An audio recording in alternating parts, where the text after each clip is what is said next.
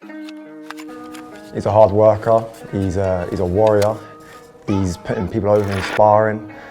Since I've known Ashley, from day one, he's worked hard. Everything that he sets his mind to, he works extremely hard. When he gets something in his head, he has to do it. I'm in this town for a show, but the Kit Kat's looking at me like a dope boy. Man, show enough love to the youngers, and if anything, man, rub out the old boys. These bells even shouting no wally. Bam bam, step out and fling them stone boys. Make man's girl turn video vixen. 2 hands on the 9, 2 hands on the locks. Either way, trying to turn up this district. Trying to blow man's head right off his shoulders close. What's going on, people? My name's Ashley Fongo. I'm part of Rak-Su, and on the 21st of May, I will be the man fighting Big Tobes.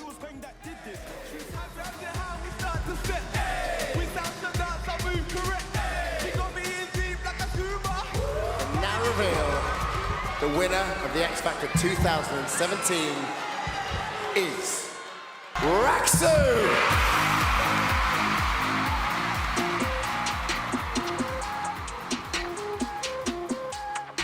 This whole boxing journey is a brand new one for me, and it's something that started in lockdown actually. I think, like a lot of people, I've always relied heavily on sport and exercise kind of to balance my own mental health and just keep me steady. And during lockdown, it was obviously a really weird period, and probably the longest I went without playing any competitive sport. Gyms were shut, so I feel like I needed something else to focus on and to get me through that period. And I'm thankful that my friend and now my coach Luke has this gym, so we started coming in here, and I just kind of fell in love with the discipline. My name is Luke Groves. I'm head coach at LG Boxing, and Ashley's head coach from May 21st. Training 3 times a week. He's one of the hardest people I've had in the gym. His dedication, he's shut off at the moment, he's in camp. We're 8 weeks in. He's new to boxing, so there's things we've got to work on. But May 21st, I can't see it any short of a win. I'm Miles Stevenson. I am 1/3 of Rak-Su. I've known Ashley for about 22 years now. He is a brother of mine, and yeah, we've been through a lot together. And now we're on a new exciting journey together. Although I'm not in the ring, I'm by his side, in his corner, the full journey, man. In a weird way, there was parts of boxing that I kind of felt were a bit cathartic, do you know what I mean? I think when you're going through something, sometimes you almost want to feel a little bit of pain in a weird way, and boxing kind of gave me that, but also there was a positive outcome as well. So that's what kind of led me down the road of doing it. I loved football. That was something I was really passionate at. I was a good athlete and kind of understood the game, but I didn't really have any techers, so it was never going to be the one for me long term. So I kind of thought, rah, I don't have to kick a ball if I'm fighting, do I? So let me give that a go. And obviously seeing what Bouncer did with a wicked and bad platform, the fight last time out with Arms as well. When I knew he was doing it again, I wanted to reach out and be like, yo, let me challenge myself, let me go for it. So that's what led us here. Seeing him train every day is nothing short of greatness. It inspires me, it inspires everybody else around him that get to see him in the ring day in, day out. And it's a beautiful thing to see because, like I said earlier, he puts his heart to it, and I saw him at his first fight that he had, a white collar fight, and the level has just gone to new highs. It's phenomenal. Fighting Tobes is going to be interesting. I find it funny because anyone who I've told that knows both of us has automatically been like, rah, Ash, are you sure you want to fight Tobes? Like, he's a big guy, you know. I've always had something to prove. I don't think I've ever been fully comfortable as a person. I think I was having a conversation with a friend of mine last night, and it just got quite deep. And we were talking about where you think you belong, like where you find your tribe and kind of what your kinship group is.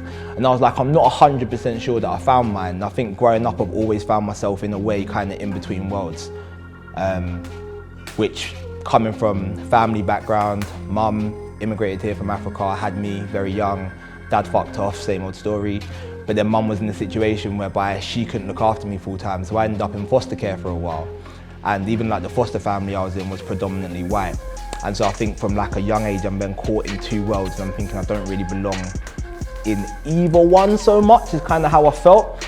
And so that probably gave me a little bit of a complex, little bit of a chip on my shoulder, a little bit of I got very defensive. And then so even when it comes to school and growing up and whatnot, like I think for 99% of the time, I'm actually a very happy, smiley, like person, do you know what I mean? I'm just calm just for most of the time. But there are certain times where if I feel threatened, or I feel disrespected, or I feel like somebody's trying to put me in a corner and make things harder for me, my default setting is, nah, things have been hard enough, I'm not gonna have that, and I will tend to kind of stand on that. So as a result, I've never really had an issue with just fighting and having a scrap, to be honest with you. And it's probably quite a stupid mentality to have, to be honest, and especially when it comes to me then fighting somebody who's a lot bigger. But sometimes fuck it, do you know what I mean? When the fight got announced, I remember like there was one story where he posted up on his page and it was like, I'm gonna smash man's fucking head in. And I was like, whoa, like, is this not a sporting thing? Do you know what I mean? So it will be interesting to see whether like there's a thread of kind of disrespect coming from him, because for me, I guess I was seeing it more in a sporting context, but I probably needed to see his videos like that to let me know that, right, and that actually someone's coming to lick your head off, bro. Like this isn't just sport. This isn't like you're going for a five-a-side kickabout. Like he obviously has some sort of malice and intent, so I've got to be ready for that. Big Toby, May 21st. I hope you're gonna be ready, bro. So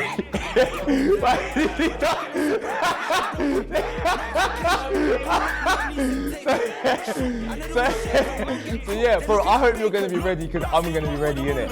So don't take me too lightly, don't underestimate me too much.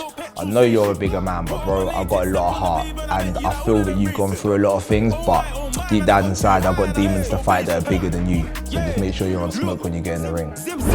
Me and X in a drop top bimmer. I sit round there in a dinger, but fuck that, could have fetched too inner. 1 2 minimum 5 figure, but can't you remember I was a drug dealer? Them man Japanese Godzilla.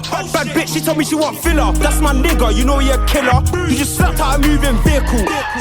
Clean, cheerful, hit squad got the streets all fearful. I just see Justin in the rear view. Flashback, I better could scare you. You better move careful, listen to PS, you get an airful. Can't lie, I'm a Browning.